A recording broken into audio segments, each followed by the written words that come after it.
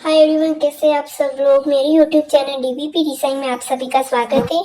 तो हम आज आपको सिंपल कुर्ती की कटिंग सिखा रहे हैं। तो पहले मैंने फैब्रिक को 4 फोल्ड कर लिया है, यहाँ पे आप देख सकते हैं। फिर मैं यहाँ पे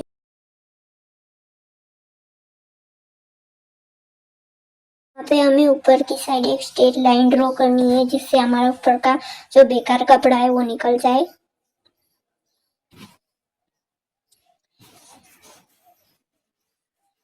आप स्ट्रेट लाइन के लिए स्केल भी यूज कर सकते हैं। और ये यहाँ से जहाँ पे मैंने लाइन ड्रॉ की है, वहां से हम कुर्ती की लेंथ का निशान लगाएंगे। यहाँ पे आपकी जितनी भी लेंथ होती है उसमें आपको 1+1 ऐड करना है। अगर आप चाहे तो 2+ भी कर सकते हैं, बट मैंने यहाँ पे 1 इंच ही ऐड किया है। उसके बाद हम नीचे की साइड भी स्ट्रेट लाइन ड्रॉ करेंगे और हम अब शोल्डर का निशान लगाएंगे। तो हमारा शोल्डर है 5.5 इंच। आप अपने चेस्ट के हिसाब से शोल्डर ले सकते हैं। और यहाँ पे हम आर्मोल का भी निशान 5.5 इंच का लगा रहे हैं, क्योंकि ये हमारे छोटी साइज की कुर्ती है। इसलिए अगर आपकी साइज ज्यादा है तो आप आर्मोल और शोल्डर ज्यादा आता है। उसके भी चार्ट हम आपको अगले वीडियो में जरूर दिखाएंगे। यहाँ पे शोल्डर और आर्मोल की लाइन को ज्वाइंट करना है। और उसके बाद यहाँ पे चेस्ट लाइन आती है, तो हमें चेस्ट का भी नाप देखना है। यहाँ पे हमारा चेस्ट का नाप है यहाँ पे हमारा चेस्ट का नाप है 30.5 इंच। उसको हमें 4 से डिवाइड करना है। हमारा जितना आएगा वो हमें यहाँ पे निशान लगाना है।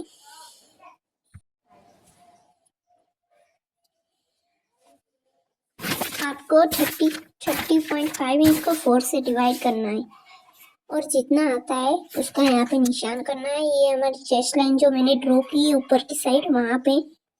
तो हमारा 30.5 को डिवाइड करके आएगा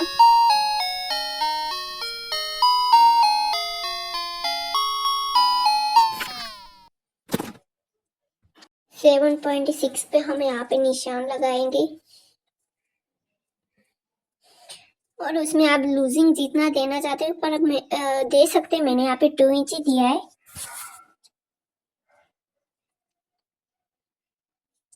लूजिंग आप या तो 1 इंच दे सकते हैं या फिर 2 इंच। उससे ज्यादा आप लूजिंग कुर्ती में नहीं दे सकते, क्योंकि फिर फैब्रिक अंदर की ओर ज्यादा हो जाएगा और जब आप कुर्ती पहनेंगे तो आपको कंफर्टेबल नहीं लगेगा। इसके लिए उसके बाद हम वेस्ट का नाप देखें। हमारी वेस्ट यहाँ पे 26 इंच। तो उसको भी हमें 4 से डिवाइड करना है और जितना आएगा उतना यहाँ पे निशान करना है। ये मैंने हिप की लाइन भी ड्रॉ कर ली और बीच में हमारी वेस्ट की लाइन है।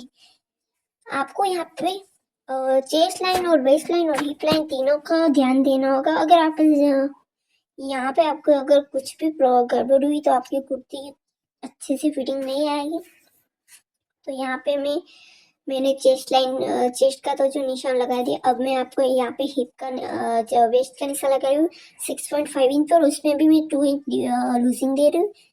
और हिप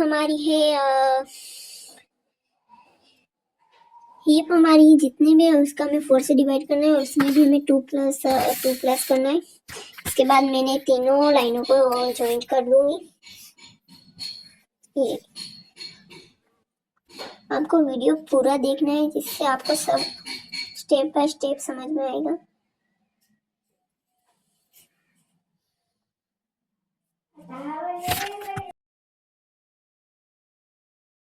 यहाँ पे मैंने सारी जो हमें थ्री लाइन्स ड्रॉ की थी वो सब मैंने मिला दिए। उसके बाद हम इसकी कटिंग करेंगे। अगर आप कॉलर वाली कुर्ती बना रहे हैं तो उसमें भी अलग तरीका होता है कटिंग करने का, और सिंपल कुर्ती में भी अलग तरीका आता है। इस तरीके से आप किसी भी साइज़ की कुर्ती कटिंग कर सकते हैं। अगर आपको आर्मोल और शोल्डर का जो मेज़रमेंट होता है वो किस तरह से लेना चाहिए वो भी मैं आपको अगले वीडियो में ज़रूर बताऊंगी। उससे पहले आप इस वीडियो को पूरा देखिए और इस तरह से आपकी कुर्ती की कटिंग करेंगे तो कुर्ती की फिटिंग बहुत ही अच्छी आएगी और उसमें कोई भी प्रॉब्लम नहीं आएगी। यहाँ पे मैंने तीनों लाइनों को ड्रॉ कर लिया। अब मैं कुर्ती की कटिंग करूँगी।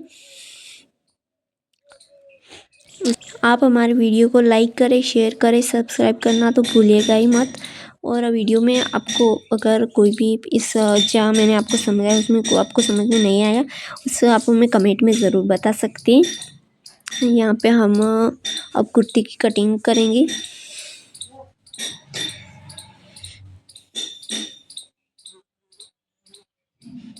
यहाँ पे मैं नेक की ड्राइंग कर रही हूँ कि नेक हमारा कितना है। तो यहाँ पे मैंने 2.5 इंच नेक लिया है। अगर आप साइज़ अगर आपकी साइज़ ज़्यादा है तो आप नेक की लेंथ ज़्यादा ले सकते हैं। चलिए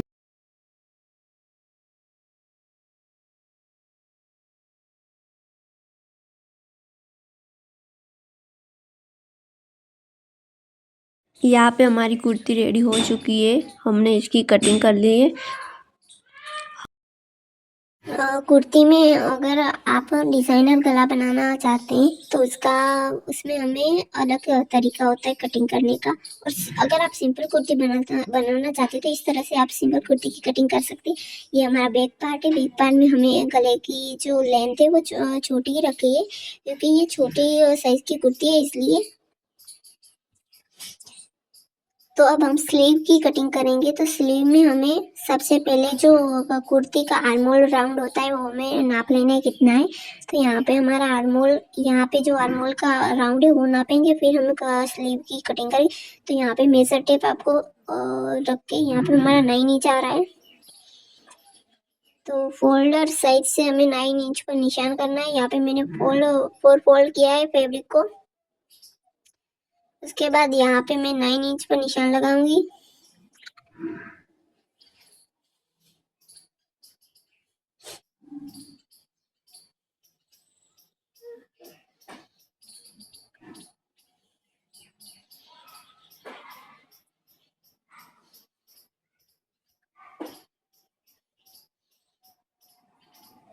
यहाँ पे हमें 3 इंच डाउन जहाँ पे 9 इंच का निशान लगाया वहाँ से ऊपर की साइड हमें 3 इंच नीचे जाना है। उसके बाद हमें इस तरह से लाइन ड्रॉ करनी है। और फिर हमारे जो हाथ की जहाँ पे हमारी स्लीव जो ख़त्म होती है वहाँ से हमें नाप लेना है हमारी कितनी आती। यहाँ पे हमारी स्लीव राउंड है 4 इंच है, तो उसमें हमें 2 प्लस करना है। यहाँ पे मैं जहाँ पे बंद भाग है वहाँ से मैं 4 इंच पर निशान लगाऊँ और मैं 2 प्लस ऐड करूँगी। और जहाँ से मैं 3 इंच डाउन लिया वहाँ और इस निशान को हमें जॉइंट करना है और फिर हम स्लीव की कटिंग करेंगे। और एक बात और ध्यान देनी है, अगर आपकी जो पीछे की साइड स्लीव की पीछे की साइड होती है उससे आगे की साइड 0.5 इंच अंदर की तरफ रहनी चाहिए, जिससे कि आपके स्लीव में जो झोल आता है वो नहीं आएगा।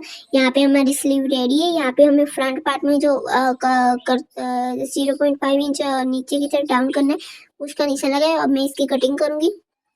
तो यहाँ पे हमारी स्लीव भी रेडी है। यहाँ पे मैं कट लगा रही हूँ जिससे यहाँ पता चले कि ये फ्रंट पार्ट है। यहाँ पे आप देख सकते हैं हमारी स्लीव बहुत अच्छे से रेडी हो चुकी है। यहाँ पे इस तरह से आप अगर चाहे तो इस तरह से नाप ले सकते हो, अगर ज़्यादा हो तो नीचे की ओर से कट कर सकते हैं। Thank you.